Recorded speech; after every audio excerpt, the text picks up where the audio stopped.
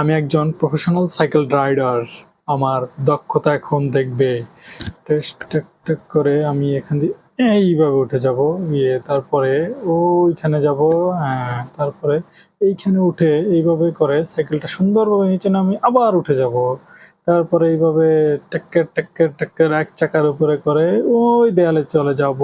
তারপরে এইভাবে করে সাইড দিয়ে এসে ওই সোজা গিয়ে তারপরে ট্যাক ট্যাক ট্যাক ট্যাক ট্যাক ট্যাক করে ওই পাশে গিয়ে সোজা চলে যাব।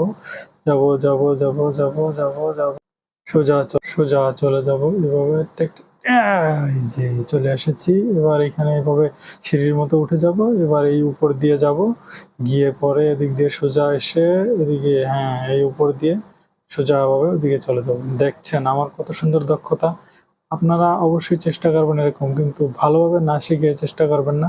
চেষ্টা করলে কিন্তু আপনাদের মাথার মাংস পায়ের মাংস